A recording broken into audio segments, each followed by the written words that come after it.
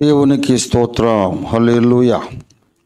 ప్రభువునందు నాకు అత్యంత ప్రియులారా,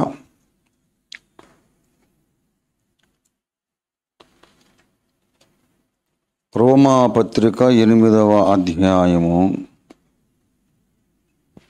క్లుప్తమైన వాక్య సందేశముతో ఉదక స్నానము చేసి మనం ఆరాధన క్రమంలో ముందుకు సాగుదాం.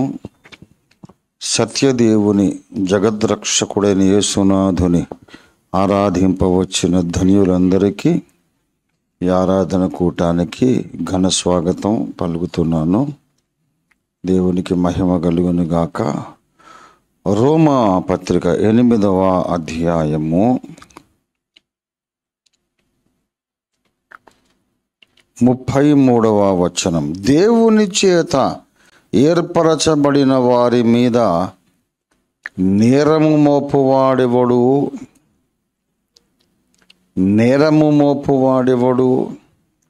నీతిమంతులుగా తీర్చువాడు దేవుడే. శిక్ష విధించువాడెవడు? చనిపోయిన క్రీస్తు యేసే. అంతేకాదు, మృతులలో నుండి లేచిన వాడును, దేవుని కుడిపార్శ్వమున ఉన్నవాడును మన కొరకు విజ్ఞాపనము కూడా చేయువాడును ఆయనే. దేవుడి మాటలు మన వినికిడిలో ఆశీర్వదించున్నట్లు చిన్న మాట ప్రార్థన చేసుకుందాం. ప్రేమ కలిగిన మా మహాపరిశుద్ధ తండ్రి, దయపాలించి మా మధ్య కేతించి మా మధ్య సంచరించి మమ్ము దర్శించి మమ్మును మండించి వెలిగించి ప్రభువా యోగ్యులుగా మమ్ములను నీ యొక్క సన్నిధి రొట్టెల బల్ల దగ్గరికి చేర్చమని ప్రార్థిస్తున్నాం. ఒక వారమంతా మా మీద క్షేమంగా దాటిపోజేసి మరలా ఒక నూతన పునరుద్ధాన దినమున మమ్మలందరినీ ప్రభురాత్రి భోజన సంస్కారం అనే బహుశ్రేష్టమైన ఆశీర్వాదకరమైనటువంటి ఘట్టానికి నడిపించినందుకు నీకు స్తోత్రములు చెల్లిస్తున్నాం. యేసయ్యా, దయచేసి దిగిరండి అయ్యా, నాతో మాతో అందరితోనూ మాటలాడి మాకు సంతృప్తికరమైన సంపూర్ణమైన ఉదక స్నానము జరిగించి మమ్మును అన్ని విధాల యోగ్యులుగా నీ బల్లలో నీ మహిమగల పునరుద్ధాన శరీరములో నీ యొక్క దివ్య రక్తములో పాలిభాగస్తులుగా పాలివారులుగా చేయమని సహాయము చెయ్యమని విదాసుని మరుగు చేసి మీ రక్తంతో కడిగి శుద్ధీకరించి నాతో మాతో మీరే మాట్లాడమని యేసయ్య నామంలో స్తుతించి ప్రార్థిస్తున్నాం తండ్రి. ఆమేన్. ప్రభునందు నాకు అత్యంత ప్రియులారా, క్రైస్తవ సమాజము సంఘమునకు దేవుడు నియమించినటువంటి ఆరాధన క్రమములో ప్రతి ఆదివారం తప్పకుండా జరగాల్సినటువంటి కార్యక్రమం ప్రభురాత్రి భోజనం.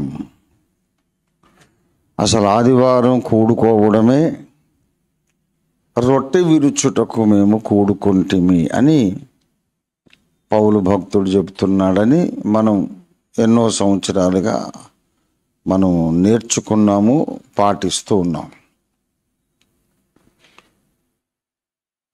7 దినాలు అక్కడే ఉన్నాం అని చెబుతున్నాడు పౌలు. లూకా చెబుతున్నాడు. అపోస్తలుల కార్యాలు 20వ అధ్యాయము 6-7 వచనాలు చూస్తే మేము 6 దినాలు 7 దినాలు అక్కడే ఉన్నాము, కానీ ఆదివారమున అంతకుముందు ఎప్పుడూ చేయని ఒక ప్రత్యేక కార్యక్రమం కొరకు మేము కూడుకున్నాం. రొట్టె విరుచుటకే మేము కూడుకున్నాం. మరి శనివారం, శనివారం, అంతకుముందు శుక్రవారం, గురువారం, బుధవారం అక్కడే ఉన్నారు. పౌలు ఉన్న చోట వాక్య బోధ లేకుండా ఉండదు, ప్రార్థన లేకుండా ఉండదు, సంశయ నివారణ లేకుండా ఉండదు, స్వస్థత ప్రార్థనలు లేకుండా ఉండవు. అన్నీ జరుగుతున్నాయి. కానీ ఏ రోజు కూడా చెయ్యని ఒక కొత్త పని ఆదివారం మాత్రమే చేశారు. అది రొట్టె విరుచుట అనే శ్రేష్టమైన కార్యక్రమం. కనుక ఆదివారం మనం ఎందుకు కూడుకుంటామో అంటే రొట్టె విరుచుట కొరకే. రొట్టె విరుచుట ఎందుకు కొరకు అంటే ప్రభు యొక్క మరణాన్ని మనము జ్ఞాపకం చేసుకోవాలి, తర్వాత లోకానికి ప్రచురము చెయ్యాలి. మనం ఇలాగ విరుచుట ఎవరైనా అన్యులు చూడగలిగితే, ఓహో వీళ్ళ ప్రభు ఇలాగా సర్వమానవ పాప పరిహారం కొరకు సిలువలో విరవబడ్డాడు అనేది వాళ్ళు తెలుసుకుంటారు. లోకానికి మనమిచ్చే సాక్ష్యం. మరి అది సోమవారమైనా ఇవ్వచ్చు కదా సాక్ష్యం. ప్రభు మన కొరకు చనిపోయినాడనే సాక్ష్యం శుక్రవారమైనా ఇవ్వచ్చు కదా, ఏ రోజైనా ఇవ్వచ్చు కదా. శనివారం యూదులకు దేవుడు అనుగ్రహించిన విశ్రాంతి దినము, ప్రత్యేకంగా దేవుడు పరిశుద్ధ. ఆ రోజు యేసు ప్రభు మన కొరకు చనిపోయినాడు అనే సాక్ష్యం ఇస్తే ఇంకా బాగుంటుంది కదా అని ఆలోచిస్తే, అవును చనిపోయినాడు అనే సాక్ష్యం ఇస్తే బాగానే ఉంటుంది, కానీ అక్కడ ఆగిపోతే అస్సలు బాగుండదు. యేసు ప్రభు వారు కేవలము చనిపోయిన వాడైతే మనకు రక్షణ కలుగదు. చావును గెలిచి లేచిన వాడు గనక ఇప్పుడు మన పాపములను క్షమించే అధికారం ఆయనకున్నది అని నిరూపించబడింది. యేసు ప్రభు వారు మరణమును గెలిచి లేచినప్పుడు ఆయనలో జన్మ పాపము లేదని నిరూపించబడింది. మన పాపములను క్షమించడానికి యేసయ్య అధికారము గలవాడని నిరూపించబడింది. పునరుద్ధానమే జరగకపోతే యేసయ్య మరణానికి విలువే లేదు. ఎందరో మరణించారు, మహానుభావులు, ప్రవక్తలు హతసాక్షులుగా మరణించి అట్లే ఉండిపోయారు. ఈయన అందులో ఒకడైపోతాడు, రక్షకుడు కాలేడు. సిలువకు విలువ వచ్చింది ఎప్పుడంటే యేసు తిరిగి లేచినప్పుడు. గనక యేసు చనిపోయినాడు అనే సాక్ష్యం, మన కొరకు చనిపోయినాడనే సాక్ష్యం ఆయన తిరిగి లేచిన దినాన ఇవ్వడం సరైనటువంటి సాక్ష్యం. ఆదివారము రొట్టె విరుచుట అంటే పునరుద్ధాన దినమున యజ్ఞమును గూర్చి సాక్ష్యమిచ్చుట. అది యేసు తిరిగి లేచిన దినాన, పునరుద్ధాన దినాన యేసు మన కొరకు మరణించాడనే సాక్ష్యాన్ని లోకానికి ఇస్తాము. మనకు మనం కూడా జ్ఞాపకం చేసుకుంటాం. అందుకొరకు క్రైస్తవ సంఘారాధనలో విధిగా అపోస్తలులు జీవించినంత కాలం ప్రభురాత్రి భోజనాన్ని ప్రతి ఆదివారం పాటించారు. ఆ తర్వాత రోమన్ కథోలిక్ సంఘయుగంలో కూడా ప్రతి ఆదివారం లార్డ్స్ టేబుల్ కమ్యూనియన్ ఇచ్చారు. ఈనాటికి ఇంకా ఇస్తున్నారు. ఏ రోమన్ క్యాథలిక్ చర్చ్లో కూడా ప్రభు బల్ల లేకుండా ఆరాధన ఉండదు. ఆదివారం వెళ్ళి మేము మాస్లో పాల్గొన్నామని వాళ్ళు అంటారు. అంటే మాస్లో పాల్గొనడం అంటే ప్రభురాత్రి భోజనంలో పాల్గొనడం. అది వేఫర్సో ఏదో ఒకటైతే ఇస్తారు, అది కరెక్ట్ కాదనేది వేరే పాయింట్. కానీ కొంత డిస్టార్టెడ్ ఫామ్లోనైనా మొత్తం ఈ 2025 సంవత్సరాల నుండి రోమన్ క్యాథలిక్ చర్చ్ కూడా, ఎందుకంటే అసలు అపొస్తలుల సాంప్రదాయము మేమే పాటిస్తున్నాం అని వాడు నమ్ముతున్నారు. కాబట్టి ప్రభురాత్రి భోజనం వారు ఎవ్రీ సండే ఇస్తారు. తర్వాత ఇటీవల సంస్కరణ ప్రారంభమైన తర్వాత కూడా అనేక సంఘాలు మరి ఆదివారం అంటూ వెళితే తప్పకుండా ప్రభురాత్రి భోజనం మనం పాల్గొనాలి అని నమ్మే సంఘాలు ఎన్నో ఉన్నాయి. మరీ ఆధునిక ఉజ్జీవ సంఘాలలో భక్తి సింగయ్య గారు నేర్పించారు ఏంటంటే ప్రతి ఆదివారం బల్లలో పాల్గొన్నారు. రొట్టె విరుచుటకే మనం కూడుకుంటున్నాం కనుక ఓఫిర్ మినిస్ట్రీస్కి ఇది కొత్తగా తెలియబడ్డ సంగతి ఏం కాదు. ఈ 2025 సంవత్సరాల నుండి 2025 సంవత్సరాల నుండి భూమి మీద ఎక్కడ చూసినా ప్రతి చోట ఇన్ని సంవత్సరాల నుండి కూడా 2000 పైబడిన సంవత్సరాలు ఏ కాలం అంతా ప్రతి ఆదివారము ప్రభు యొక్క మరణమును జ్ఞాపకము చేసుకొని ప్రచురించే భక్త సమాజం ఉన్నది. అది లేకుండా దేవుడు చేయలేదు. దేవునికి స్తోత్రము. తర్వాత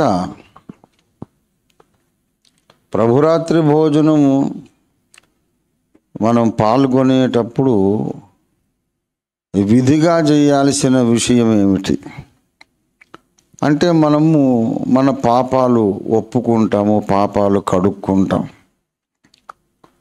ఇక్కడనే ఒక విమర్శ అనేది సమాజంలో పుడుతుంది.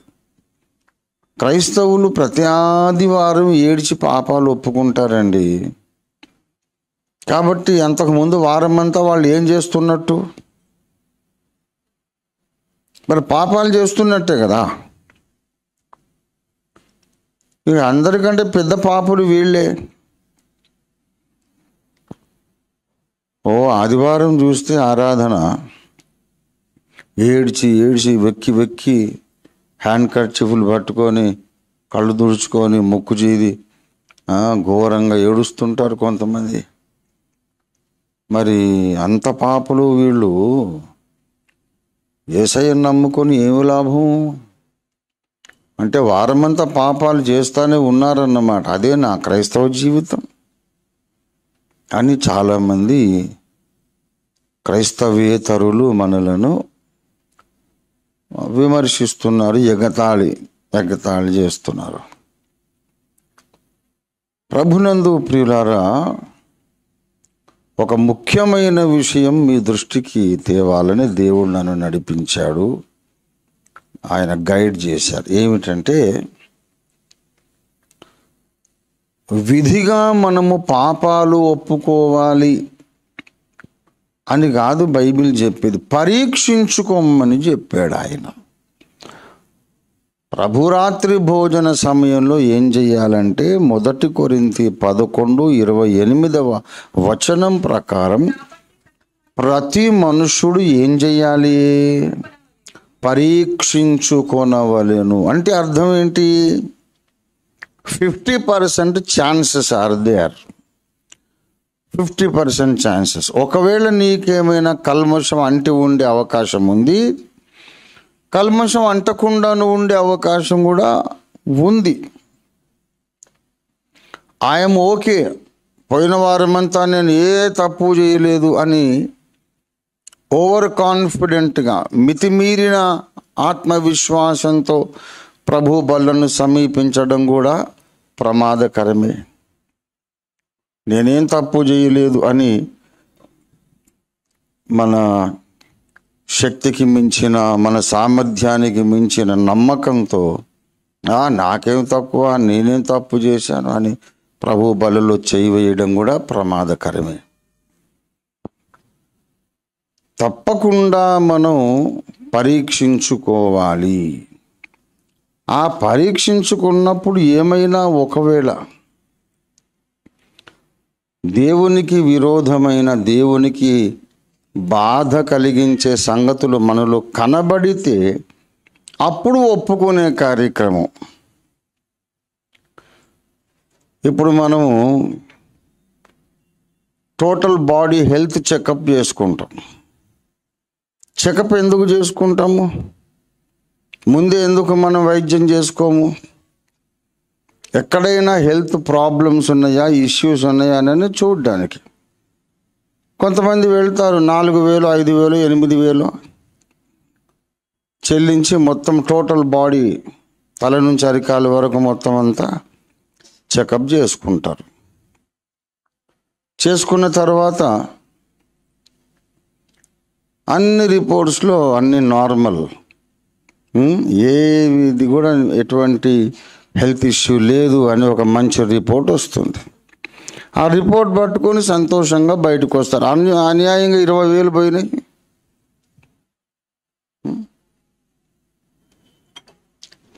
ఏ జబ్బు లేని దానికి, ప్రాబ్లమే లేని పరిస్థితిలో 20,000 దండగ చేసాము చెరువులో పోసినట్టు అంటే అట్లా అనుకోకూడదు. ఎందుకంటే ఒకవేళ ఏమైనా ఉంటే, ఇప్పుడు ఏం లేదు కనుక ఈ 20,000 వేస్ట్ అయినాయి అనుకుంటున్నాం. కానీ ఏం లేదనేది ఎప్పుడు తెలిసింది? ఈ 20,000 పోయిన తర్వాత తెలిసింది. ముందు తెలియదు కదా. ఒకవేళ ఏదైనా ఉండే అవకాశం ఉంది. ఈ మధ్య మంచి ఆరోగ్యంగా ఏ ఇబ్బంది లేకుండా చక్కగా సంచరిస్తున్న వాళ్ళు సడన్గా హార్ట్ అటాక్ అంటున్నారు, బ్లాక్స్ ఉన్నాయి అంటున్నారు, బ్రెయిన్లో బ్లడ్ క్లాట్స్ ఉన్నాయి అంటున్నారు. మనకు తెలిసిన మన ఆత్మీయ కుటుంబ సభ్యులు ఎందరో అలాగా. నిన్న గుంటూరులో ఒక తండ్రి గారు అలాగే మంచి హెల్దీ మ్యాన్, మరి ఆయన చనిపోయారు. ఒక 2-3 దినాల నుంచి గ్యాస్ ఎక్కువ ఉన్నట్టుంది, కొంచెం ఉబ్బరంగా ఉంది అంటున్నారట. బాగానే ఉన్నారు, క్వైట్ నార్మల్, మాట్లాడుతున్నారు, నవ్వుతున్నారు, నవ్విస్తున్నారు, పలకరిస్తున్నారు. On the 3rd day doctor దగ్గర తీసుకెళ్తే డాక్టర్ గారు కేకలు వేశారట. ముందెందుకు తీసుకురాలేదు, నాకు చెయ్యి దాటిపోయిన పరిస్థితి. అక్కడే ఆయన కన్ను మూశారు. సరే, ఫోన్లో ప్రేయర్ చేశాను, ఎందుకంటే ఏం చేయగలం. మనకు బాగా కావలసిన కుటుంబం. మరి అదే ఒకవేళ ముందుగానే వెళ్ళి పరీక్ష చేసుకుంటే బాగుండు కదా. అంటే అలా అసలు జబ్బు మనిషిలాగా కనబడనే లేదండి. చాలా healthy and jovial, happy, joking and making people laugh, చాలా చక్కగా ఉన్న మనిషిని ఎందుకు పరీక్ష చేస్తాం మనం? ఏదైనా కొంచెం హెల్త్ ఇష్యూ ఉంటే కదా. మంచిగా ఉన్న పట్టుకుపోయి ఎందుకు పరీక్ష చేయాలా? అంటే ఆరోగ్య సమస్య లోపల ఉన్నప్పుడు కూడా మనుషులు పైకి మంచిగా ఉన్నట్టే కనబడతారు. అది ముఖాన వెంటనే రాసున్నట్టేం కనబడదు. అందుకే నేను ఎన్నో సంవత్సరాలుగా చెబుతున్నా, మీకు ఏదైనా ఇష్యూ ఉన్నా లేకపోయినా, పోతే పోయింది ఒక 4-5 వేలు, 4,000కు ఒక ప్యాకేజ్ ఉంటుంది. దానికి పోయి చిన్నపిల్లలు, పెద్దోళ్ళు ఎవరైనా చెకప్ చేసుకోవాల్సిందే.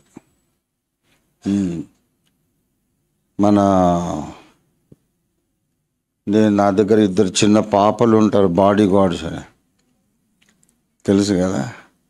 వాళ్ళ ఇంటి ప్రక్కననే ఒక బాబు, 4 సంవత్సరాల బాబు, ఎల్కేజీ బాబుని వాళ్ళమ్మ చక్కగా యూనిఫామ్ తొడిగించి, స్నానం చేయించి బడికి పంపించింది. కూర్చున్న కాడి నుంచి నాకు ఇక్కడ నొప్పి నొప్పి నొప్పి అంటున్నాడట వాడు. ఏదో పిల్లలు ఒక్కోసారి బడి ఎగ్గొట్టాడు అనుకుని అంటుంటారు. ఆ చిన్నోడికి మనం ఏమంత పెద్ద సీరియస్గా ఏం తీసుకుంటాము? సరే నాన్న, తగ్గిపోదులే అని టీచరు సముదాయిస్తూ ఉంది. కాసేపు అయ్యాక, అబ్బా చాలా నొప్పి టీచర్ అని అంటే డాక్టర్ను పిలిచేసరికి వాడు ఇట్లా పక్క కొరికి చనిపోయినాడు. డాక్టర్ పరీక్ష చేసి చెప్పాడు దానికి గుండెపోటు వచ్చింది అని. ఎంత వయసు అని చెప్పాను? 4, 14 కూడా కాదు, 4. మన బాబు జీవన్ ప్రసాద్ వాళ్ళ పాప పరిమళ వాళ్ళ ఫ్రెండ్ ఒక పాప ఉంది, అంతే ఏజ్ కదా. మీ ఇంటి పక్కన అమ్మాయి దాదాపు అదే ఏజ్, కొంచెం 1 year చిన్నదేమో తెలియదు, అంటే టీనేజర్, ఇంటర్మీడియట్ ఏజ్. ఆ పాప కూడా గుండెపోటు వచ్చి చనిపోయింది. Some 16, 17 years girl. నమ్మగలరా? మరి మా కళ్ళ ముందు మన కాలనీలోనే జరిగిన మరణాలు. అందుకే నేను చెప్పేది ఏంటంటే, హెల్త్ ఇష్యూ అనేది ముఖం మీద అప్పుడే కనబడదు. మీరు ఎప్పుడు కూడా ఒక 30 ఏళ్ళు దాటినాయి అంటే, 30 ఏళ్ళు టచ్ అయినాయి అంటే మాత్రం తప్పకుండా సంవత్సరానికి ఒక్కసారి తప్పకుండా వెళ్ళి టోటల్ హెల్త్ చెకప్ చేసుకోవాలా. ఏమీ లేదు సార్ అని చెప్తాడు, హ్యాపీగా ఇంటికి రావాలి. ఒకవేళ ఏదైనా నీకు ఇంకొక 6 నెలలలో బ్రెయిన్ స్ట్రోక్ వస్తుంది, రాబోయే 6 నెలల్లో నీకు హార్ట్ స్ట్రోక్ వస్తుంది అని చెప్తారు. అటువంటి మెషిన్లు వచ్చినాయి ఇప్పుడు. గుండెపోటు వచ్చినాక కాదు, రాబోతుంది అని అది జోస్యం చెప్తుంది ముందే. ఇప్పటి నుంచే మనము జాగ్రత్త పడతాం. ఫుడ్ హ్యాబిట్స్లో కానీ మందులు వాడి కొంచెం చిన్న మార్పు చేసుకుంటే గండం గట్టెక్కుతాం. ఈ పరీక్షించుకోవడం కూడా అటువంటిదే. ప్రతి మనుషుడు తన్ను తాను ఏం చేసుకోవాలి? పరీక్షించుకోవాలా. ఏమని పరీక్షించుకోవాలా? దేవునికి ఆయాసకరమైన మార్గము మన యందు ఉన్నదేమో కదా.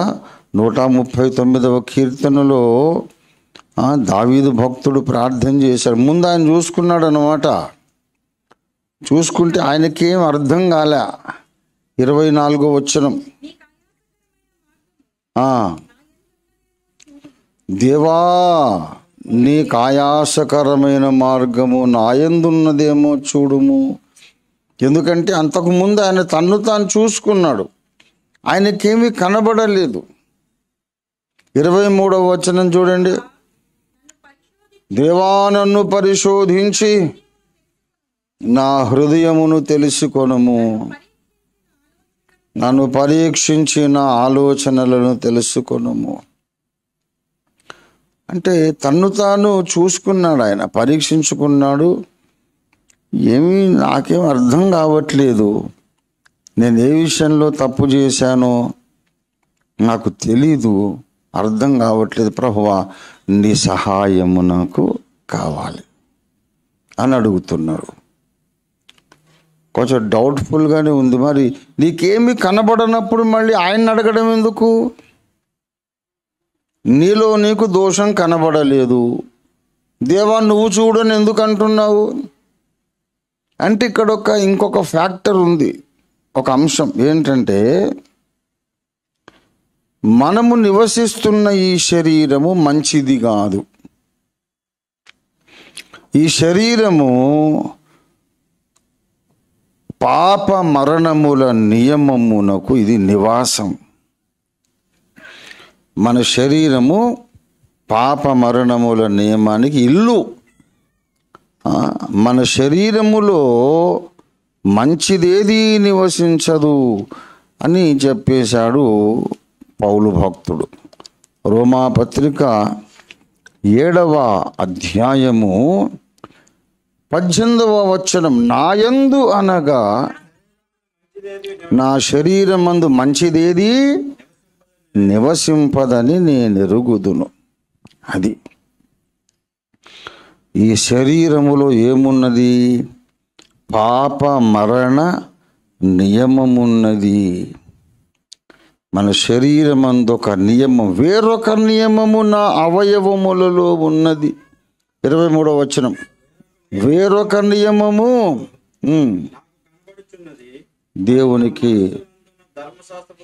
దేవునికి స్తోత్రం. ఇంత స్పష్టత ఇంకా ఏ గ్రంథంలో కూడా ఉండదు. అందరూ చెప్తారు ఏంటంటే కామ క్రోధ లోభ మోహ మద మాత్సర్యములు జయించాలి అంటాడు. కానీ అవి మనం జయించాల్సిన శత్రువులు మన లోపలికి ఎట్లా వచ్చినాయి బాబు అంటే వాడికి తెలీదు. సృష్టికర్త రాసిన గ్రంథాల్లో అన్ని విషయాలు ఉంటాయి, కానీ మానవుడు రాసిన గ్రంథాలలో సగం సమాచారమే ఉంటుంది. కామక్రోధాలు జయిద్దాం సార్, అసలు నా లోపలికి ఎందుకు వచ్చినవి? దేవుడు మనిషిని సృష్టించినప్పుడే కామము క్రోధము అన్ని పెట్టి చేశాడా? అప్పుడు అసలు వాడే పెద్ద పాపి. కామక్రోధాలు ఆయనే నాలో పెట్టి మళ్ళీ నన్ను పాపి అని ఎందుకు అంటున్నాడు? ఎందుకు నన్ను దోషిగా తీర్పు తీరుస్తున్నాడు? కామక్రోధాలు ఆయన నాలో పెడితే ఈ వ్యభిచారాలకు నరహత్యలకు అన్నిటికీ దేవుడే కారకుడు. నరకంలోనికి మనుషులను పడేయడం ఎందుకు? ఆయన్నే పడేయాలా అంటే అది దేవుని లీల అండి. మనం అట్లా అడగకూడదు అంటాడు. సమాధానం చెప్పలేకపోతే లీల. కానీ బైబిల్ అట్లా అనదు. ప్రతిదానికి ఒక న్యాయమైన సమంజసమైన హేతువు అనేది బైబిల్ చూపిస్తుంది. నేను ఈసీఐలో ఉద్యోగం చేసినప్పుడే నా కమ్యూనిస్టు మిత్రులు చాలామంది ఉండేవాళ్ళు. యాక్చువల్గా నాకు ఉన్నటువంటి క్లోజెస్ట్ ఫ్రెండ్స్ అందరూ కమ్యూనిస్టులే. చాలా నన్ను ప్రేమించేవాళ్ళు. ఏ కమ్యూనిస్టు పనికిరాడయ్యా రంజిత్, నువ్వు అన్యాయానికి వ్యతిరేకంగా ఇంత ధైర్యంగా ఒంటరి పోరాటం చేస్తావు నువ్వని చాలా అప్రిషియేట్ చేసేవాళ్ళు. అయితే ఆ రోజుల్లో వాళ్ళకి అప్పుడు చెప్పాను, నాకు 18 ఏళ్ల వయసులో సంధియ మేలుకో నరులారా అనే పాట రాశాను. అప్పుడే 18 years ఏజ్. అప్పుడు వాళ్ళకి చెప్పా, మీరు హేతువాదులు కాదండి, హేతువాది అంటే క్రైస్తవుడే అని చెప్పా. మీరు నిర్హేతుకవాదులు. ఇప్పుడు ఈ ప్రపంచం ఎలా పుట్టింది? ఫస్ట్ కాజ్ ఏమిటి అంటే ఏమి లేదు, కాజ్ ఏమి లేదు, అది అట్లా ఉన్నది అంతే, అది తనంత తానే అంటే మరి ఇక హేతువు లేని వాదమే. కానీ హేతువాదం ఎట్లాగైంది? ప్రపంచపు ఉనికి, మానవ జాతి ప్రారంభం, మానవ జాతి పడిపోవడం అన్నిటికీ కారణాలు చెప్పేది బైబిల్. కనుక అసలు సిసలైన హేతువాది, ప్రతిదానికి కారణం చెప్పగలిగిన వాడు క్రైస్తవుడు. దేవునికి స్తోత్రం కలుగునుగాక. అయితే నిర్హేతుక ద్వేషం పెట్టుకొని మనం చెప్పేది వినరు, వినటానికి ఇష్టం ఉండదు వాళ్ళకి. వింటే అన్ని ప్రశ్నలకు సమాధానం ఉంటుంది బైబిల్లో. ఒక్క లోతు కథే కాదు బైబిల్లో. కొంతమందికి అదొక్కటే కావాలా, వాడికి అది ఇష్టం. పంది కదా, అశుద్ధమే ఇష్టం. అల్ఫా బిర్యానీ ఇష్టం లేదు వాడికి. బైబిల్లో ఒక్క లోతు కథనే ఉన్నదట, అది ఉంటుంది. మిగతా 66 గ్రంథాలు 20 ఆ ఒక్క పేజీ ఒక పారాగ్రాఫు వాడికి అదే కావాలి. పందులు. కానీ మానవుడు అడగడానికి అవకాశం ఉన్న ప్రతి ప్రశ్నకు సమాధానం చెప్పే ఏకైక గ్రంథం బైబిల్. బైబిలు కామక్రోధాలు జయించని చెప్పదు, అసలు అవి ఎందుకు మన లోపలికి వచ్చినాయో చెప్తుంది. ఎప్పుడైతే ఆదాము హవ్వ దేవుని మీద తిరుగుబాటు చేశారో అప్పుడు ప్రవేశించినాయి ఆ కామక్రోధాలు. కామం అంటే కోరిక, క్రోధం అంటే దేవుడికి కోపం రాదా? దేవుడే కోపడ్డాడు కదా, గొర్రెపిల్ల ఉగ్రత మహాదినం వచ్చాడు. మరి ఆయనే క్రోధం జయించలేదు, మనమేం జయిస్తాం? గొర్రెపిల్ల ఉగ్రత మహాదినం వచ్చినప్పుడు ప్రభువా నువ్వు క్రోధమును జయించవాలి నేను చెప్తే వింటాడండి.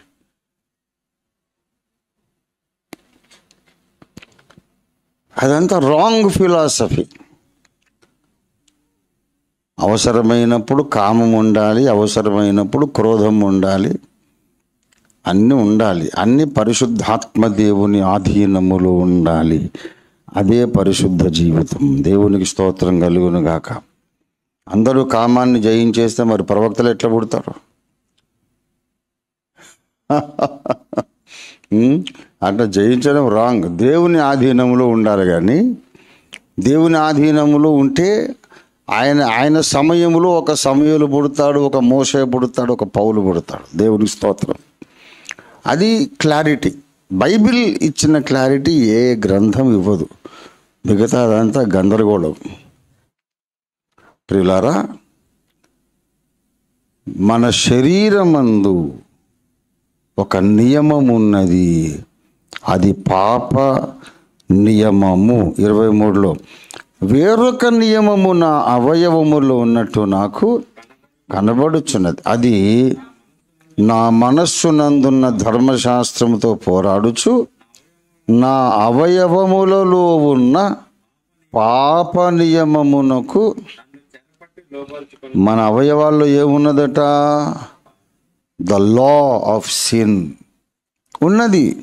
అది మోషేకైనా ఉంది, అబ్రహాముకైనా ఉంది, ఏలియాకైనా ఉంది, పౌలుకైనా ఉంది, రంజితోఫిర్కైనా ఉంది, నీకైనా ఉంది, ఎవరికైనా ఉంది. పౌలుకే నా అవయవములలో ఉన్న పాప నియమం అన్న తర్వాత మనకుండదా? లేదనుకుంటే అది అంతకన్నా వేషధారణ ఇంకోటి లేదు, అంతకన్నా అబద్ధం ఇంకోటి లేదు. ఎందుకంటే ఈ మట్టి శరీరముతో వచ్చిన గొడవ ఇది. ఈ శరీరము మట్టితో చేయబడింది. ఈ శరీరము లోపలికి ఎప్పుడైతే నిషేధించబడ్డ ఫలం, దేవుడు తినవద్దని చెప్పినటువంటి పండు తిన్నప్పుడు అది ఆత్మలోకి పోతుందా, శరీరంలోకి పోతుందా? చెప్పండి. వద్దన్న పండు తిన్నది, అది హృదయంలోకి పోదుగా, ఆత్మలోకి పోదుగా, శరీరంలోకి పోతుంది. అప్పటి నుండి శరీరములో ఈ నియమము తిష్ట వేసుకొని కూర్చుంది. దేవుడు ఏది చెబితే దానికి ఇది రివర్స్లో మాట్లాడుతుంది అన్నమాట. ఎడ్డం అంటే తెడ్డం అంటారు కదా, అది పరిస్థితి. దేవుడు అవునంటే ఇది కాదంటది, దేవుడు కాదంటే ఇది అవునంటది. సిట్ అంటే స్టాండ్, స్టాండ్ అంటే సిట్. అరే ఎందుకు కూర్చున్నావంటే ఆయన స్టాండ్ అన్నాడు కదా, అందుకే కూర్చున్నా. మరి ఇప్పుడు ఎందుకు నిలబడ్డావంటే ఆయన సిట్ అన్నాడు కదా, అందుకే నేను కూర్చున్నా. నిలబడాల్సి వచ్చింది. ఆయన సిట్ అన్నందుకు నిలబడ్డా, ఆయన స్టాండ్ అన్నందుకు కూర్చున్నా. అది ఎందుకు అంత పగ ఏమున్నదంటే అంతే నా నేచరు. అంతకుముందు కూర్చోవాలనో లేవాలో నాకంటూ సొంత నిర్ణయం ఉండదు. ఆ పెద్ద ఆయన పైనుంచి సిట్ అంటే స్ప్రింగ్ డాల్ లాగా నిలబడతాడు, డింగు అని లేచి పడుతుంది. స్టాండప్ అని ఆయన అనగానే వెంటనే కూర్చుంటుంది. దానికి సొంత తీర్మానం ఉండదు. దేవుడు చెప్పిన మాటకు రివర్స్లో చేయడమే దాని తీర్మానం. ఈ విషయం మనకు గలతీ 5వ అధ్యాయంలో చెప్పేశాడు. ఎప్పుడో 17వ వచనంలో, శరీరము ఆత్మకు విరోధముగా, ఆత్మ శరీరమునకు విరోధముగా అపేక్షించును. ఇవి ఒకదానికొకటి వ్యతిరేకముగా ఉన్నవి కాబట్టి మీరేమి చేయనిశ్చయింతురో వాటిని. ఇది ఈ శరీరముతోనే వచ్చినటువంటి గొడవ ఇది. అందుకని ఒక 50% ఛాన్సెస్ ఉన్నాయి. పోయిన వారము ఏదైనా ఒక విషయంలో మనము దేవుణ్ణి దుఃఖపరిచామేమో అనుకోవడానికి అవకాశం ఉంది. ఇంకొకటి ఏంటంటే ఈ శరీరములో ఉన్న ఈ నియమం ముందు చూశారు, పాప నియమము. అది మన మనస్సు మీద కూడా ప్రభావం చూపుతుంది. ఈ పాయింట్ స్పష్టంగా గ్రహించాలి అందరూ. శరీరములో ఉండే పాప నియమం మన మనస్సు చేత కూడా పాపము చేయిస్తుంది. నా మనస్సునందున్న దైవ నియమముతో పోరాడి నన్ను లోబరచుకొనుచున్నది కదా, లోబరుచుకొనుచున్నది. ఎట్లా లోబరుచుకుంటుందో చూడండి. 5వ అధ్యాయం గలతీ పత్రిక దయచేసి 19-20. శరీర కార్యములు స్పష్టమై ఉన్నవి, అవేవనగా జారత్వం. అంటే ఇది శరీరముతో చేసే పాపమే జారత్వం. అపవిత్రత. మరి కాముకత్వం అంటే మనస్సులో ఉండే పరిస్థితి. అస్తమానం ఆ శరీర పాపం మీదనే మనస్సు లగ్నమై ఉండేది కాముకత్వం. విగ్రహారాధన, ఇది కూడా శరీర కార్యం అని బైబిల్ చెబుతుంది. విగ్రహములను ఆరాధించుట శరీర కార్యం. అభిచారం అంటే మంత్ర ప్రయోగములు సాధన చేయడం, అది కూడా శరీర కార్యం అట. తర్వాత ద్వేషం. ఒక మనిషిని ద్వేషించాలంటే మనం దేంతో ద్వేషిస్తాం? కాళ్ళతో చేతులతో ద్వేషిస్తామా? ముక్కుతో చెవులతో ద్వేషిస్తామా? హృదయముతో ద్వేషిస్తాం. మరి హృదయముతో ద్వేషించే దాన్ని ఏం కార్యం అంటుంది బైబిలు? శరీర కార్యం. శరీరముతో ద్వేషించాం కదా, హృదయముతో ద్వేషిస్తాం, మనస్సుతో ద్వేషిస్తాం. దాన్ని ఎట్లా శరీర కార్యం అంటారు? ద్వేషములు, కలహము, మత్సరం అంటే అసూయ, క్రోధము, కక్షలు అంటే పగబెట్టుకోవడం ఏండ్ల తరబడి. తర్వాత భేదములు, విమతములు, అభిప్రాయ భేదాలు అన్నమాట. అసూయలు, మత్తతలు. అంటే ఇందులో శరీరంతో చేసే తప్పులు ఉన్నాయి, హృదయము మనస్సుతో చేసే తప్పులు కూడా ఉన్నాయి. అన్నీ కలిపి ఏం కార్యాలట? అది అసలు విషయం. అసూయ పడడము, మత్సరము, ద్వేషము, ఇవి కూడా శరీర కార్యాలు ఎలాగైనాయి. అది టెక్నికల్ పాయింట్, మనం తెలుసుకోవాలి. అసూయ, ద్వేషములు శరీర కార్యం ఎట్లాగైంది అడగాల్సిన ప్రశ్నేనా కాదా? కాళ్ళతో చేతులతో అసూయ పడతామా? కాళ్ళతో చేతులతో వేళ్లతో ద్వేషిస్తామా? కాదు కదా. మనస్సుతో ద్వేషిస్తాం కదా. అది శరీర కార్యమని ఎందుకు అంటుంది బైబిల్? ఎందుకంటే రోమా 7:23 ఇక్కడ నెరవేరింది. శరీరమందున్నటువంటి పాప నియమం మనస్సునందున్న దైవ నియమముతో పోరాడి పోరాడి పోరాడి చెరబట్టి లోబరుచుకున్నప్పుడు ఈ తిరగబడే తత్వం మనస్సుకు కూడా వస్తుంది. శరీరము ఈ పోరాటంలో గెలుస్తుంది. కొంతకాలం పోరాటం జరుగుతుంది, మనస్సుకు, శరీరానికి, ఆత్మకు, శరీరానికి, పాప నియమానికి, దైవ నియమానికి. శరీరంలో ఏం నియమం ఉంది? పాప నియమం. మనస్సులో ఏం నియమం ఉంది? దైవ నియమము, ఆత్మ నియమం ఉంది. ఈ రెండిటికి పోరాటం కొంతకాలము జరిగిన తర్వాత ఒక్కొక్కసారి ఏం జరుగుతుందంటే మనస్సే గెలుస్తుంది. మనస్సే గెలుస్తుంది. కానీ కొన్నిసార్లు శరీరం గెలుస్తుంది. శరీరం గెలిచినప్పుడు మనకి ఇష్టం లేకపోయినా మన మనస్సు కూడా దేవుని మీద తిరుగుబాటు చేస్తుంది. దేవుడు వద్దన్న పనులు చేస్తుంది. దేవుడు వద్దన్న ఆలోచనలు ఆలోచిస్తుంది. శరీర ప్రభావము చేత మనస్సు చేసే తప్పే ద్వేషం. శరీరం గెలిచినప్పుడు మనస్సు చేసే తప్పు అసూయ. శరీరము గెలిచినప్పుడు మనస్సు చేసే తప్పు విగ్రహారాధన. శరీరం పోరాటంలో గెలిచినప్పుడు మనస్సు చేసే తప్పు మంత్రక్రియలు, శరీర కార్యాలు. అంటే శరీరముతో చేసేవే కాదు, అది డెఫినేషన్. శరీర కార్యాలు అంటే శరీరముతో చేసేవే కాదు, మనస్సు మీద శరీరము గెలిచి చెరబట్టి లోబరుచుకొని అది మనస్సుతో శరీరం జయించే కార్యాలు. కాబట్టి ఇంత పోరాటం జరుగుతూ ఉంది. ఎందుకంటే మనకి ఇంకా మహిమ శరీరాలు రాలేదు.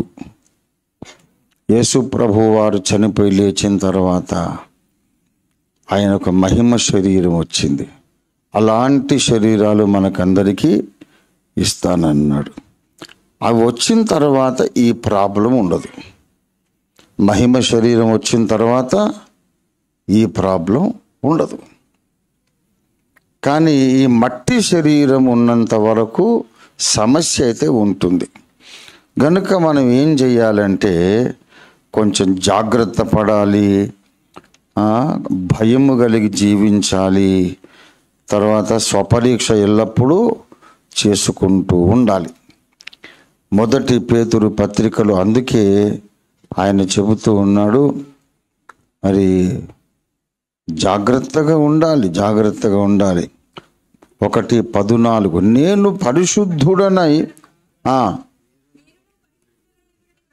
నేను పరిశుద్ధుడనై ఉన్నాను గనుక నా పిల్లలైన మీరును పరిశుద్ధులై ఉండండి అని వ్రాయబడి ఉన్నది.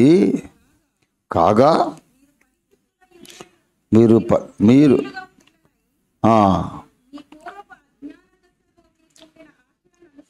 ప్రవర్తించక మిమ్మును పిలిచిన వాడు పరిశుద్ధుడై ఉన్న ప్రకారము మీరును పరిశుద్ధులై ఉండుడి. పక్షపాతము లేకుండా క్రియలను బట్టి ప్రతివానిని తీర్పు తీర్చువాడు తండ్రి అని ఆయనకు మీరు ప్రార్థన చేయుచున్నారు గనుక మీరు పరదేశులై ఉన్నంత కాలము, పరదేశులంటే మన స్వదేశం ఎక్కడుంది? పరలోకం కదా. మన నిలవరమైన నివాసము పరలోకం. ఈ భూమి మీద మనము పరదేశులము, యాత్రికులమై ఉన్నాము. 2:11 ప్రియులారా, మీరు పరదేశులు, యాత్రికులనై ఉన్నారు. భూమి మీద మనము పరదేశులం. ఈ లోకము మనది కాదు.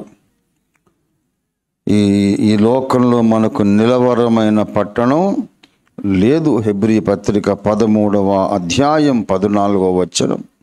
హెబ్రీ 13:14 నిలవరమైన పట్టణం మనకి ఇక్కడ లేదు, కానీ ఉండబోవుచున్న దాని కొరకు ఎదురు చూచుచున్నాం. ఈ లోకము మనకు నిత్య నివాసం కాదు. ఇక్కడ మనం పరదేశులమే, వెళ్ళిపోతాం. మరణం ద్వారానైనా వెళ్ళాలి, లేకపోతే ప్రభు వచ్చినప్పుడు మేఘాల మీద కూర్చొని ఆరోహణమై అయినా వెళ్ళాలి. అదొక పద్ధతి, ఇదొక పద్ధతి. మరణము ద్వారానైనా వెళ్ళాలి, లేక ఎత్తబడుట ద్వారానైనా వెళ్ళాలి. కానీ ఈ భూమి మీద మనమందరము టెంపరీగానే ఉన్నాం. నేను ఈసీఎల్లో జాయిన్ అయినప్పుడు చాలా ఫైటింగ్ జరిగింది. తర్వాత మాకు జాబ్స్ కన్ఫర్మ్ చేశారు, పర్మనెంట్ చేశారు. నేనే పోరాడాను. ఢిల్లీకి ఉత్తరం, లేబర్ మినిస్ట్రీకి ఉత్తరం రాసి పిలిపించాను. వీళ్ళు మాతో పనులు చేయించుకుంటున్నారు, జాబులు పర్మనెంట్ చేయట్లేదని. వాళ్ళు దిగారు. ఈసీఎల్ మేనేజ్మెంట్ గడగడలాడిపోయింది. ఎవరు రాశారంటే యూనియన్ వాళ్ళు. మేం కాదంటే రంజిత్ అనే అబ్బాయి రాశారని చెప్పాడు. పెద్ద గొడవ అయిపోయింది. అసలు భయం అనేది లేదు. తిక్కరేగిందంటే ఇక అంతే. ఎవరిని దీన్ని లక్ష్య పెట్టేది. డైరెక్ట్గా ఉత్తరం రాస్తే వాళ్ళు దిగారు. అరే ఇంత పెద్ద పని ఎందుకు చేసావు రంజిత్, మా మీద రిమార్క్ వచ్చిందని. మేనేజ్మెంట్ వచ్చిన అతను, నేను బుడ్డోండి 18 సంవత్సరాలు. మరి మీరు మాకు జాబులు ఇవ్వట్లేదు, పనులు చేయించుకుంటున్నారు, అన్యాయం కదా ఇది అంటే, సరే అప్పుడు అందరికి జాబులు ఇచ్చారు, పర్మనెంట్ అయింది. నాతో ఒక దాదాపు 60 మంది ఒక బ్యాచ్లో రిక్రూట్ అయిపోయారు అన్నమాట. తర్వాత రంజిత్ కంగ్రాచ్యులేషన్స్, నీకు జాబ్ పర్మనెంట్ అయిందంట కదా అని అంటే, అవునా నాకు కాలేదండి పర్మనెంట్ అంటున్నాడు నేను. కాలేదా? మీ బ్యాచ్ మొత్తానికి అయిందని అందరూ చెప్పుకుంటున్నారు. నువ్వే ఫైట్ చేసావంట కదా. అంటే లేదు, వాళ్ళకి అయిందేమో నాకు తెలియదండి, మరి నాకైతే కాదు పర్మనెంట్. మీకైందా పర్మనెంట్? నాకు పర్మనెంట్ కదా. అవునా, ఆశ్చర్యంగా ఉంది, మీకు పర్మనెంటా? మీరు నాకు పర్మనెంట్ కాలేదని. ఈ సేవలో అంతా గగ్గోలు అయిపోయింది. రంజిత్ తోఫీర్ ఢిల్లీ నుండి అధికారుల్ని పిలిపించి గడగడలాడించి అందరికీ రిక్రూట్మెంట్ చేస్తే ఆయనకే పర్మనెంట్ కాలేదట. అందరు 100 మంది సమకూడారు. ఇదంతా మా జేకబ్ తాత వ్యవహారం అన్నమాట. ఏదో ఒకటి చమత్కరించి అందరిని సమకూర్చి వాక్యం చెప్పేవాడు. ఆయన ఒకసారి అడిగాడు, ఇల్లెక్కి మేసే ఆవుని మీరు చూసారా అని. అంటే ఇల్లెక్కి ఆవెట్ల మేస్తుందరా, ఇల్లు కూలిపోదా అంటే, నేను చూపిస్తాను మీకు అని ఊరందరిని సమకూర్చినాక ఆయన ఇంటిపైకి ఎక్కి అదిగో మేసేయావు అని చూపించాడు. ఇల్లు ఎక్కి మేసేయావని చూపించాడు. అట్లా ఇది కూడా అటువంటి పరిస్థితి. నాకు పర్మనెంట్ కాలేదు కానీ అందరూ వచ్చారు. అప్పుడు అడిగాను, అసలు పర్మనెంట్ అంటే అర్థం ఏంటి? ఎల్లకాలం ఉండేది, అవునా? అవును కదా. మరి మీరు ఒక 30 ఏళ్ళు జాబ్ చేసినాక మిమ్మల్ని రిటైర్మెంట్ చేసి పంపిస్తారా లేదా? మరి అదేం పర్మనెంట్?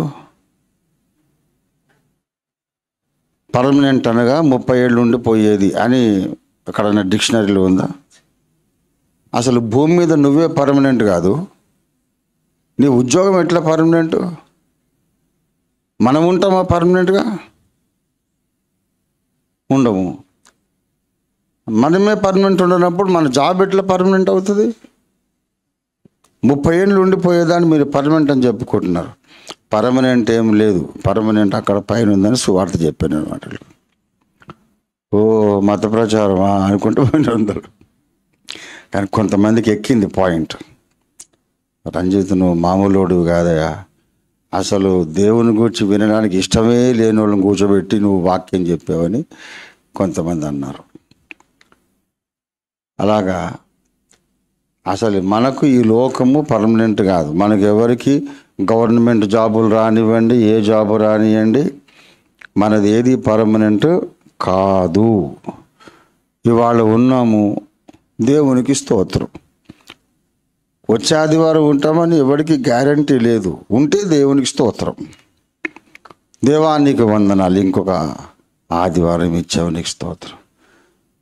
నేను 46 ఏళ్ళ నుంచి నాకు ఇదే పరిస్థితి. రాత్రి పడుకొని ఒక్కటేసారి ఉదయం లేచినప్పుడు 2 కళ్ళు తెరవను అని మనకు ఒక కళ్ళు తెరిచి చూస్తాం మొత్తం. అవును, నేను ఏ లోకంలో ఉన్నాను?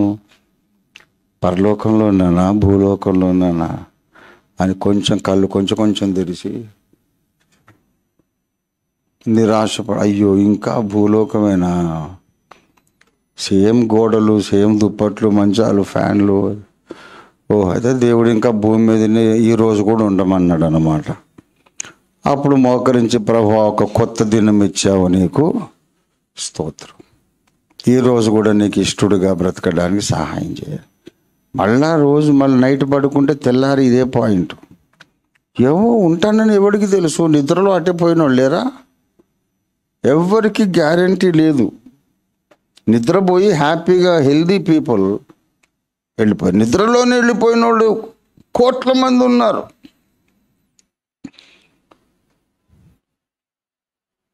అందుకే నేను చెప్పాను, మరి నీకేం జాబ్ వచ్చిందంటే ఇది ఉన్నంతకాలం పర్మనెంట్. నా జాబ్ ఏంటంటే ఇది ఉన్నంతకాలం పర్మనెంట్. ఎప్పుడు ఉడబీక్కుంటామో తెలియదు. దేవుడే నన్ను ఇక్కడి నుంచి లాగేసేయచ్చు, నేనే వదులుకోవచ్చు. వదులుకున్న 3 సంవత్సరాలు అయ్యాక ఇంత కష్టపడి సాధించి అవలీలుగా గడ్డి పరకలాగా అవతల వారేసా యేసయ్య కొరకు. ప్రియులారా, మీరు పరదేశులై ఉన్నంత కాలం, అంటే ఈ మట్టి శరీరములో, ఈ భూమి మీద మట్టి లోకములో ఉన్నంత కాలము కొంచెం ప్రాబ్లమే. మీరు డెఫినెట్గా తప్పు చేస్తారని లేదు, చెయ్యరని కూడా లేదు. ఆ తప్పు శరీరంతోనే జరుగుతుందని కాదు. ఈ శరీరము యొక్క పాప నియమము యొక్క ప్రభావము చేత మనస్సుతో కూడా కొన్ని తప్పులు జరగవచ్చు. మనస్సుతో చేసే వాటిని కూడా ఏమన్నాడు? ఆ పాయింట్ మర్చిపోవద్దు. మనస్సుతో చేసేవి శరీర కార్యాలు ఎట్లవుతాయి అంటే, శరీరములోని పాప నియమము పోరాడి గెలుచుట చేత మన మనస్సు కొన్ని తప్పులు చేస్తాం. క్రైస్తవుడు స్వపరీక్ష చేసుకునేటప్పుడు అంత డీప్గా వెళ్తాడన్నమాట. అప్పుడు మనకు జ్ఞాపకం వస్తుంది, ఎవరో ఒక మనిషిని మనం ద్వేషించామేమో, అసూయపడ్డామేమో, అసూయతో ఏదైనా ఒక లేని వార్త, నీలి వార్త వాళ్ళ మీద ప్రచారం చేశామేమో, అయ్యో ఎంత తప్పు జరిగింది, నన్ను క్షమించు. ఇటీవల నేను ఒక తప్పు ఒప్పుకుంటున్న దేవుని సన్నిధిలో. ఎందుకో మీకు చెప్పాలనిపించింది. నేను నా జీవితం అంతా తెరిచిన పుస్తకం. ఏంటంటే, మా పెద్ద బావగారు ఇషాకర్ గారు, ఆయన దగ్గర కొన్ని పుస్తకాల కలెక్షన్ ఉండేది. మరి అప్పట్లో మొబైల్స్ లేవు, కంప్యూటరు అంత నాకు యాక్సెస్ లేదు. ఒక పుస్తకం, ఓఫీర్, ఇది చాలా మంచి పుస్తకం ప్రేయర్ గురించి అని నాకు ఫ్రెండ్ లాగా ఉండేవారు ఆయన. అవునా మామయ్య అని తీసుకొని కూర్చొని చదివితే ఫస్ట్ చాప్టర్ చాలా బాగా అనిపించింది. తర్వాత చదివాను, అక్కడ పెట్టేసి వెళ్ళిపోయా. తర్వాత ఊరికి ఆత్మలో ఆరాటం అనిపించింది. ఆ బుక్ చదవాలి అని అనిపించి ఇంటికి వెళ్ళా. మా అక్క ఇక్కడ లోపల పని మీద ఉంది, మా పెద్ద బావగారేమో ఎటో పని మీద. అప్పుడు బాగా రాక్ చర్చ్లో యాక్టివ్గా ఉండేవారు ఆయన. రాక్ చర్చ్లో బైబిల్ టీచర్, బైబిల్ స్కూల్లో టీచర్. మామయ్య చెప్పాడు కదా చదవమని అని, అది తీసుకొని కుక్కడిపల్లికి వెళ్ళా. వెళ్ళిన తర్వాత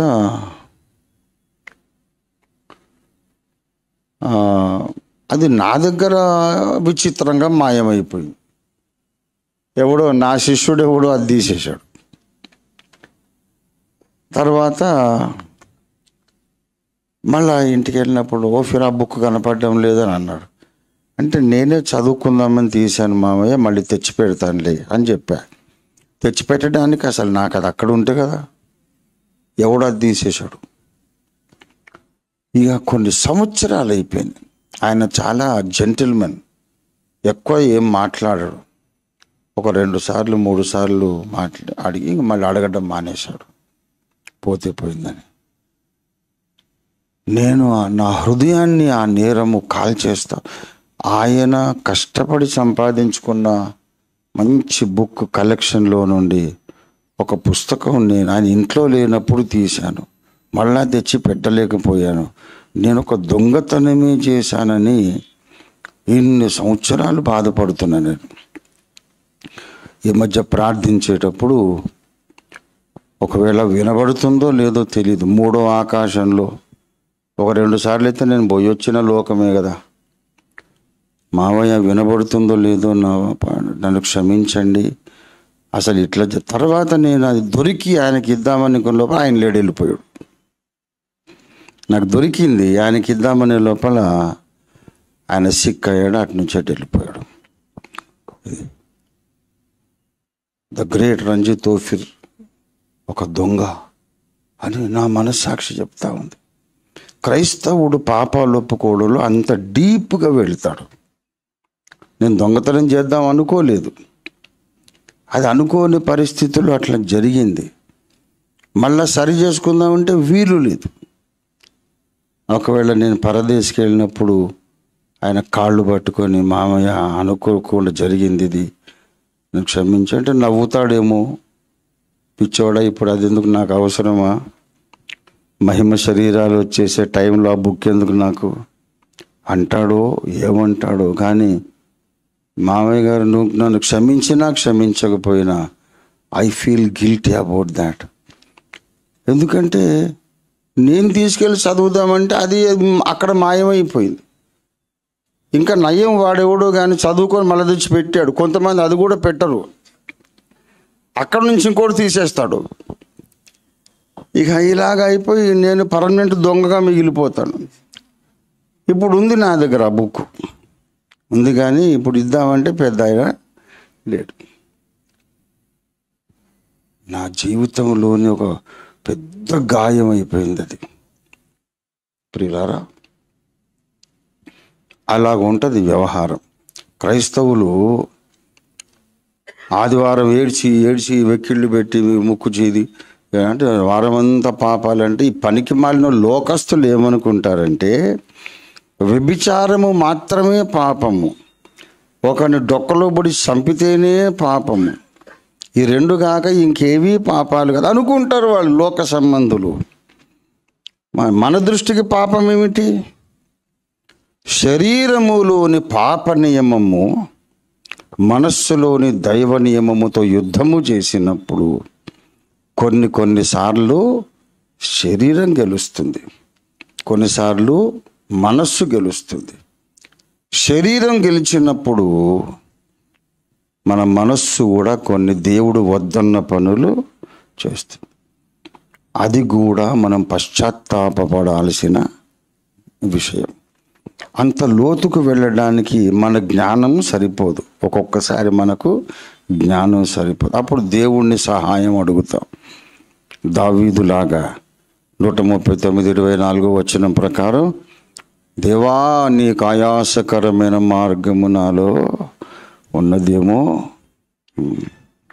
అటువంటి పాపాలు ఇంక చాలా చేశాను నేను. ఏది ఇప్పుడు చెప్పానే, ఒకరు నన్ను అడగకుండా నాకు చెప్పకుండా పెళ్లి సంబంధం ఖాయం చేసుకొని నా దగ్గరకు వస్తారు. దైవజనుని అడగకుండా మీరు పెళ్ళిళ్ళు సెటిల్ చేసుకోవడము అది ఏమన్నా కరెక్ట్ అయిన పద్ధత? ముందు ప్రార్థన చేయమని అడిగే పని లేదా? ఓ ప్రపోజల్ వచ్చింది, దేవుని చిత్తం కొరకు అడగరా? మీరు కట్నాలు కానుకలు అన్నీ చూసుకొని అమ్మాయి ఎర్రగా ఉంది బుర్రగా ఉంది అబ్బాయి బాగున్నాడు అని అంతా మీరు పై చూపులతో సెటిల్ అయిపోయినాక అప్పుడు మా దగ్గరకు వస్తారా? రేపు ఏదన్నా సమస్య వచ్చినప్పుడు తెలుస్తుంది. నువ్వే సాక్ష్యం చెప్తావు, అయ్యగారిని అడగకుండా నేను పెళ్లి చేసుకున్నా, నాకు కలిసి రాలేదు, గొడవల్లో పడ్డాను. ఇలాగ ఆలోచనలు వచ్చి మెల్లిగా ఉలిక్కి పడ్డాను నేను. అంటే నన్ను అడగకుండా వాడు సంబంధం ఖాయం చేసుకున్నందుకు వాడి సంసారం బాగుంటే నేను సంతోషించానన్నమాట. ఎంత ఇగో చూడండి. నన్ను అడగకుండా వాడు పెళ్ళి ఖాయం చేసుకున్నాడు గనక వాడు సమస్యలో పడితే అది నా గొప్పతనానికి నిరూపణ, నేను ప్రవక్తను అనడానికి ఒక రుజువు. ఇంతకన్నా చీకటి ఇంకోటి ఉందా? నేను మంచోడిని అయితే ఏమనుకోవాలి, పోన్లే బాబు అడిగి చేసావు అడగకుండా చేసావు, నువ్వు బాగుంటే నాకు అంతే చాలు అనాలి కదా. నువ్వు బాగుంటే నాకు చాలు అనేది కాదు, వాడి సమస్యలో పడాలి, వచ్చి సాక్ష్యం చెప్పాలి, అప్పుడు మిగిలిన వాళ్ళందరూ నాకు భయపడాలి. ఇది నాకు తెలియకుండానే పనిచేస్తున్న శరీర స్వభావం. ఆ ఆలోచన కొంత దూరం సాగిన తర్వాత మోకరించి ఏడ్చి పశ్చాత్తాపడి ప్రార్థన చేశా. ప్రభువా, నా ఇగోతో సంబంధం లేకుండా అందరి మేలు కోరుకోవడానికి నాకు సహాయం చేయి అని ఏడ్చి ప్రార్థన చేశా. అలాగా నేను అట్లాంటి పాపాలు బోల్డ్ చేశా.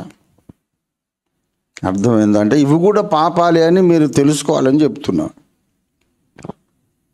దావీదు చేసినటువంటి పాపం అది ఒక్కటే కాదు.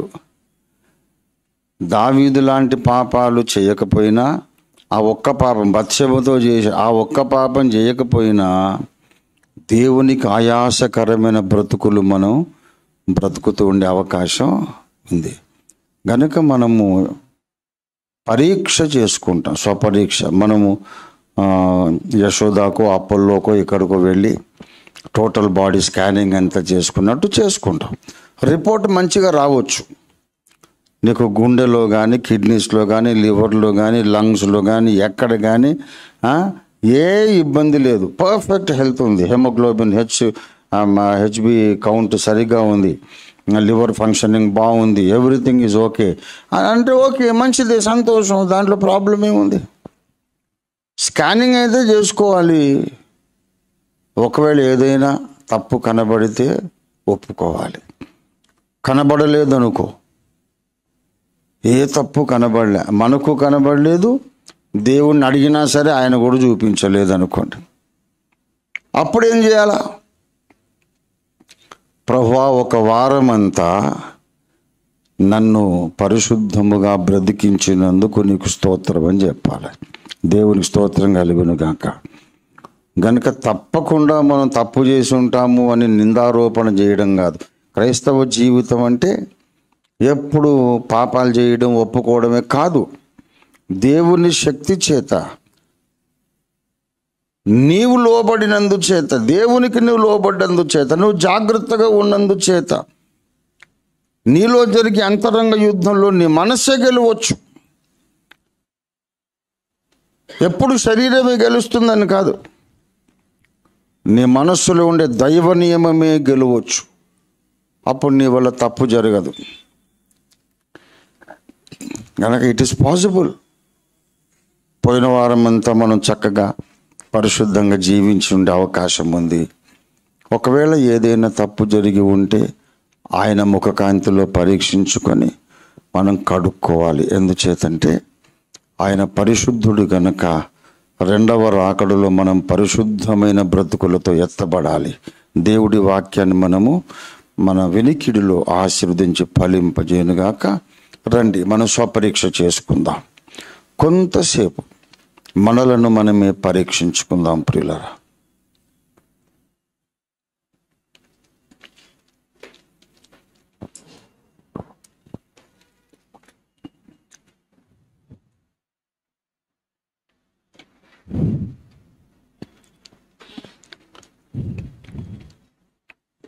ప్రభువా, బలహీనులము, మమ్మల్ని క్షమించండి తండ్రి. పరిశుద్ధ జీవితం జీవించడానికి మా జ్ఞానము సరిపోదయ్యా, మా శక్తి సరిపోదయ్యా. దుష్టుడు ఎన్నో రీతులుగా ఉచ్చులు, వలలు పన్ని మమ్ములను తప్పు చేయడానికి వాడు వలలో చిక్కించుకొని మా వలన మాకు తెలియకుండానే తప్పులు జరిగిపోవడానికి వాడు కుతంత్రాలు మా మీద ప్రయోగిస్తున్నాడు. ప్రభువా, మమ్మల్ని క్షమించండి.